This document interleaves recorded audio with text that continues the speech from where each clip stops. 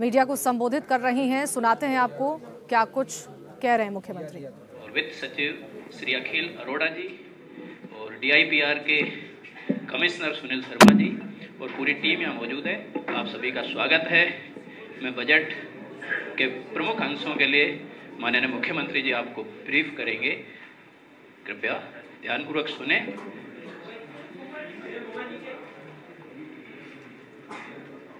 आप सभी को नमस्कार।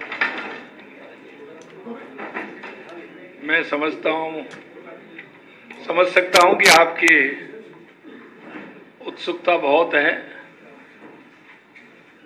लेकिन मैं भी कहता हूं ये उत्सुकता बरकरार समय समय भी बनी रहे, वो ज्यादा ठीक रहेगा। समय समय भी बनी रहे, वो ज्यादा ठीक रहेगा। मित्रों, मैं आपके माध्यम से आज का जो बजट हमारी उप मुख्यमंत्री और वित्त मंत्री दिया कुमारी जी ने रखा है, वो देश के यशस्वी प्रधानमंत्री नरेंद्र मोदी जी के विजन को लेकर के और राजस्थान की जनता से हमने संकल्प पत्र में किए वायदे, उनके अनुसार हमने आज हमारा ये बजट प्रस्तुत किया है। सबसे पहले तो मैं कहना चाहता हूं कि हम जो राजस्थान की जनता के बीच में संकल्प पत्र को लेकर के गए थे, मुझे इस बात की खुशी है कि राजस्थान की सरकार द्वारा और मेरे सभी कैबिनेट के मंत्री और आप सभी के सहयोग से मैं कह सकता हूं कि वो हमने संकल्प पत्र 50% से आगे भी 1 साल में पूरा करने का काम किया है। क्योंकि हमारा ये ध्येय है, क्योंकि पंडित दीनदयाल उपाध्याय के विचार को लेकर के हम चलते हैं, डॉक्टर श्यामा प्रसाद मुखर्जी के विचार को लेकर के हम चलते हैं, भारत रत्न बाबा साहब भीमराव अंबेडकर जी के विचार को लेकर के हम चलते हैं। इसलिए मैं कहना चाहता हूं कि जो हमने जुलाई के अंदर जो हमने बजट दिया था, उस बजट के बारे में मैं अगर कहूं तो 96% से ज्यादा जो हमारी घोषणाएं हैं उनका हमने जमीन अलॉटमेंट का काम पूरा किया है और हमने लगभग 85% से ऊपर हमने AS और FS निकालने का काम किया है। शायद ही ये पहली बार ही हुआ होगा कि पिछले बजट की क्रियान्विति हमने जिस तरह से की है वो आपके सामने है। हमने जो हमारे युवा, महिला, किसान और मजदूर, देश के यशस्वी प्रधानमंत्री नरेंद्र मोदी जी के नेतृत्व में जो प्रमुख रूप से मानते हैं कि 4 ये जातियां ऐसी हैं कि इसमें अगर हम काम करेंगे इनका उत्थान होगा तो निश्चित रूप से हमारे राजस्थान का भी उत्थान होगा, हमारे देश का उत्थान होगा। आज हमने हमारा जो बजट समावेशी विकास आधारित सर्वजन हिताय वाला प्रदेश का ये पहला ग्रीन बजट आने वाले समय में राज्य का सतत विकास सुनिश्चित करेगा। हम राज्य को वर्ष 2030 तक, जैसा हमने कहा है, 350 बिलियन की अर्थव्यवस्था इकोनॉमी बनाने के पथ पर अग्रसर हैं। हमने आने वाली पीढ़ियों के बेहतर भविष्य को ध्यान में रखकर ग्रीन ग्रोथ पर फोकस करते हुए विकसित राजस्थान 2047 की ओर प्रभावी कदम बढ़ाया है। मजबूत अर्थव्यवस्था, अगर हमारी अर्थव्यवस्था मजबूत होगी तो निश्चित रूप से हमारा प्रदेश आगे बढ़ेगा। मैं बजट आकार 5,37,000 करोड़ रुपए से अधिक, जीएसडीपी बढ़कर 19,89,000 करोड़ रुपए से अधिक अनुमानित। इसकी एक्सप्लेन का अगर हम एक्सप्लेन करें तो हम 11.34 ग्रीन बजट के लिए है। इस पूरे बजट का 11.34% ग्रीन बजट के लिए है। बुनियादी सुविधाएं, पेयजल, सड़क, बिजली, सिंचाई, नागरिक सुविधाएं, प्रधानमंत्री एवं केंद्रीय वित्त मंत्री जी का जल जीवन मिशन वर्ष 2028 तक बढ़ाने के लिए मैं धन्यवाद देता हूं, क्योंकि देश के यशस्वी प्रधानमंत्री नरेंद्र मोदी जी के नेतृत्व में उन्होंने आम जन की परेशानी देखते हुए हर घर नल से जल पहुंचे, इसमें जेजेएम की हमारी जो स्कीम है, आपने राजस्थान के अंदर देखा होगा जिस तरह से पिछली सरकार में इसकी गति भी धीमी रही और वो किस तरह से हुआ, उसमें क्या हुआ, ये आप मेरे से ज्यादा जानते हैं। लेकिन मैं धन्यवाद देना चाहता हूं कि हमारे पत्र पर गौर करते हुए देश के यशस्वी प्रधानमंत्री नरेंद्र मोदी जी ने और हमारी वित्त मंत्री जी ने इसको मिशन को 2028 तक बढ़ाया है। निश्चित रूप से उनको धन्यवाद देता हूं। इसके अनुरूप 20 लाख घरों में पेयजल कनेक्शन, ग्रामीण क्षेत्र में 425 करोड़ रुपए से अधिक के कार्य, मुख्यमंत्री जल जीवन मिशन शहरी प्रारंभ योजना में 5,830 करोड़ रुपए से अधिक के कार्य, राम जल सेतु लिंक परियोजना संशोधित पीकेसी ईआरसीपी 9,416 करोड़ रुपए के कार्य आदेश व 12,064 करोड़ रुपए की निविदाएं जारी हमने की हैं।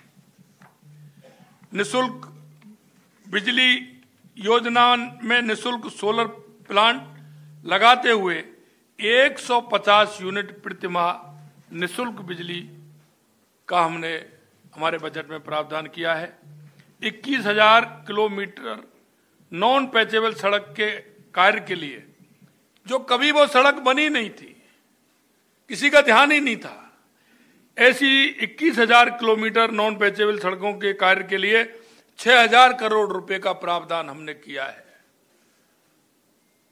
ये वो सड़कें हैं जो काफी लंबे समय से गांव की सड़कें बनी नहीं थी। प्रति विधानसभा 10-10 करोड़ रुपए से नॉन पैचेबल सड़क कार्य ये भी हमें कराना है। मरुस्थलीय क्षेत्रों में 15-15 करोड़ रुपया है, क्योंकि वहां की दूरी ज्यादा रहती है, इसलिए उसमें हमने 15-15 करोड़ रुपए उसमें दिया है। प्रदेश के समस्त शहरों में 50,000 स्ट्रीट लाइट लगवाने के लिए भी हमने इस बजट में प्रावधान किया है। औद्योगिक विकास, वर्ष 2017 के समय बेड से हटाई गई कमोडेट के लिए बेड एमएनएसटी लाते हुए 50 लाख रुपए तक के डिमांड को हमने माफ किया है। बड़े निवेशकों के अनुरूप ही एमएसएमई इकाइयों को रिप्स 2024 के अंतर्गत एक्सपेंशन हेतु निर्धारित लाभ भी हमने इसमें किया है। क्षेत्रीय विकास, अरावली पर्वतमाला के संरक्षण, इसे हरित बनाए रखने के उद्देश्य से 250 करोड़ रुपए राशि की हरित अरावली विकास परियोजना भी हम प्रारंभ कर रहे हैं। अंतर्राष्ट्रीय सीमावर्ती क्षेत्रों के लिए मुख्यमंत्री थार सीमा क्षेत्र विकास कार्यक्रम के लिए भी हम 150 करोड़ रुपए हमने उसके लिए भी किए हैं कि वो सीमावर्ती क्षेत्र में जिस तरह के विकास हमारे होने चाहिए वो उसमें हो। सामाजिक दायित्व, वरिष्ठ जन, महिला, दिव्यांग, बालिका के लिए भी सामाजिक सुरक्षा पेंशन बढ़ाकर 1250 रुपये प्रतिमाह हमने की है। 1250 रुपये प्रतिमाह। आंगनवाड़ी पर आने वाली 3 से 6 वर्ष के बच्चे हेतु पिछली बार हमने सप्ताह में 3 दिन दूध के लिए कहा था, इस बार हम 5 दिवस उन बच्चों को आंगनवाड़ी केंद्र पर दूध मिलेगा। SC, SP एवं TSP फंड की राशि भी वृद्धि की है और हमने 1750 करोड़ रुपए उसका किया है। वरिष्ठ नागरिक तीर्थ योजना में 6000 को हवाई मार्ग से और 50,000 को AC ट्रेन के माध्यम से वरिष्ठ नागरिक तीर्थ यात्रा कराने की योजना हमने बनाई है। आपने देखा होगा हमने पिछली बार माँ वाउचर योजना लगाई थी और अब की बार हमने माँ नेत्र वाउचर योजना, हमने माँ NVY कामगार वर्ग की आंखों की जांच कर निःशुल्क चश्मे देने का काम भी हमारी सरकार करेगी। 1 लाख दिव्यांगजनों को 20,000 रुपये तक के आर्टिफिशियल लिम्स इक्विपमेंट उपलब्ध कराएगी। बाल का शिक्षा प्रोत्साहन हेतु 35,000 स्कूटी देने का काम करेंगे। पत्नी के साथ संयुक्त नाम से क्रय की गई 50 लाख तक की संपत्ति पर स्टाम्प ड्यूटी में 0.5% की छूट भी हमने इसमें दी है। Rajasthan city gas distribution policy 2025 1,25,000 घरों हेतु प्रीपेड गैस सप्लाई के लिए भी हमने कहा है। कृषक कल्याण के लिए आपने देखा होगा कि पिछली बार हमने PM किसान सम्मान निधि 6,000 से बढ़ा करके 8,000 की और इस वर्ष हमने इसको बढ़ा करके 9,000 रुपये प्रति वर्ष किया है। 2,500 से अधिक ग्राम पंचायत मुख्यालयों पर ग्राम सहकारी समितियां खोली जाएंगी, क्योंकि उनका लाभ अंतिम पायदान पर बैठे व्यक्ति को मिले। हर ग्राम पंचायत में ये सहकारी समितियां होंगी। GSS स्थापना के मापदंडों में आवश्यकता अनुसार शिथिलन भी इसमें दी जाएगी। मुख्यमंत्री मंगला पशु योजना में बीमित पशुपालकों की संख्या को हमने दोगुना किया है। सुशासन जन समस्या समाधान हेतु प्रत्येक विधानसभा में विधायक जन सुनवाई केंद्र 1,25,000 जन सुनवाई केंद्र खोला जाएगा, जिसके लिए हमने 10 लाख रुपए भी उसमें से आवंटित किए हैं कि उसमें से बनाएंगे और आगे अगर बन के तैयार होगा तो उसमें इस तरह की व्यवस्था कि हर व्यक्ति वहां आए और उसमें अपनी बात कहे। आपने देखा होगा युवाओं से जो हमने वायदे किए थे, उस वायदे को निभाते हुए 1,25,000 पदों पर हमने भर्ती का कहा है। हमने कहा 1 लाख भर्ती हम पहली साल में करेंगे, 60,000 हमारी हो गई, क्योंकि वो बजट हमारा जुलाई में आया था। वो बजट जुलाई में आया था और जुलाई में हमने कहा था कि आने वाले जुलाई तक हम 1 लाख और अगली साल जो हमने ये कहा है इस साल में 1,25,000 पदों पर हम भर्ती करेंगे। और हमने कहा है कि हम 5 साल के अंदर 4 लाख युवाओं को भर्ती सरकारी नौकरी में हम करेंगे। तो आगे देखते जाइए कि किस तरह से हम उनको 5 साल में 4 लाख से ज्यादा भर्ती हम उनकी करेंगे। नव स्थापित 8 जिलों में समस्त विभागों के जिला स्तरीय कार्यालयों की स्थापना एवं आधारभूत संरचना हेतु 1,000 करोड़ रुपए का प्रावधान हमने रखा है। हमने ऐसा नहीं किया कि जिले बना दिए लेकिन उनको कोई पैसा आवंटित नहीं किया, बजट आवंटित नहीं किया। हमने जो जिले हैं नए उनके लिए आवंटित भी किया है और हमने उनके लिए अगर आप देखेंगे तो हमने कार्यालय भी उसमें खोलने का काम किया है। फायर एनओसी प्राप्त करने की प्रक्रिया का सरलीकरण करने के साथ ही फायर एनओसी की न्यूनतम वैधता अब हमने 2 वर्ष की है। मैं आपसे कहना चाहता हूं कि जितनी हमने हमारे संकल्प पत्र के द्वारा या बजट में हमारे में जो पिछले बजट में जो हमने घोषणा की थी, हम निश्चित रूप से कृत संकल्प हैं। हमारी सरकार का यह वायदा है कि हम एक एक जो हमारा बजट की घोषणा है उसको समयबद्ध तरीके से हम उसको पूरा करेंगे।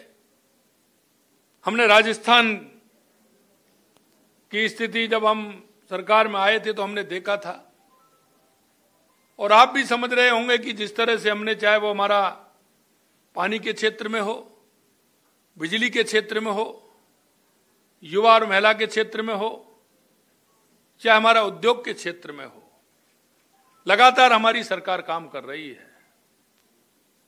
पानी के क्षेत्र में आपने देखा, चाहे ERCP योजना, हमारी राम जल सेतु योजना, हमारे यमुना जल समझौता, हमारा इंदिरा गांधी नहर की परियोजना, उसमें भी हमने पैसा लगाने का काम किया है और उसकी हमारी जो नहर कच्ची थी उनको पक्की कराया है। हमारी देवास स्कीम हो, माही डैम स्कीम हो, हम राजस्थान के हर जिले को किसी भी तरह की पानी की परेशानी नहीं हो, इसके लिए हम काम कर रहे हैं। दूसरी समस्या हमारी बिजली की थी, जिसमें लगातार हमारी सरकार काम कर रही है, और आप देख रहे हैं कि हमने एक साल के अंदर 2170 मेगावाट बिजली उपलब्ध करने का काम किया है, और आने वाले समय में हम इसकी और गति बढ़ेगी। आपने देखा राजस्थान हमारा दिसंबर के महीने में हुआ था, और आपने देखा होगा कि दिसंबर के महीने के बाद जनवरी में हमने बैठक ली, तो उसकी प्रोग्रेस मीटिंग, और हमने फरवरी की हमारी मीटिंग थी, तो मैं आपको कहना चाहता हूं कि 1,66,000 करोड़ के हमारे राजस्थान के काम जमीन पर उतर के आए। हर महीने इसकी प्रोग्रेस रिपोर्ट भी होगी, और हमने कहा है कि हर 11 तारीख को, महीने की 11 तारीख को हमारा रिवाइज होगा, कितना हमारा काम राजस्थान में नीचे उतरा है। हम एक समयबद्ध तरीके से, टाइम बार्ड, कि हम कुछ समय में कितना काम कर सकते हैं, हमारी हर योजना राजस्थान की जनता के लिए, राजस्थान के आवाम के लिए, और राजस्थान को एक विकसित राजस्थान बनाने के लिए, उत्कृष्ट राजस्थान बनाने के लिए हमारी सरकार कृतसंकल्प है काम के लिए। और आपने देखा होगा पिछली बार भी हमने ऐसा ही किया, और इस बार भी जैसे ही हमारे शनिवार और रविवार की छुट्टी आएंगे, हमारे सभी मंत्रीगण हर जिले में जाकर के, जहाँ प्रभारी मंत्री हैं, हमारे प्रभारी सचिव हैं, जो होने वाली घोषणाएं उन पर अपना प्रभावी ढंग से काम करेंगे। मैं आपके बीच में उपस्थित हुआ हूं, आप सभी आए हैं, आप सभी को बहुत बहुत धन्यवाद। नमस्कार, जय हिंद, जय भारत, जय राजस्थान। धन्यवाद। सभी चाय के लिए आमंत्रित हैं, कक्ष संख्या 235। मुख्यमंत्री भजनलाल शर्मा को सुन रहे थे आप। बड़े बजट के बाद संबोधित कर रहे थे प्रदेश की जनता को। आंकड़ों बजट राजस्थान सरकार की तरफ से आया है, पहला पूर्ण बजट है ये, और 2000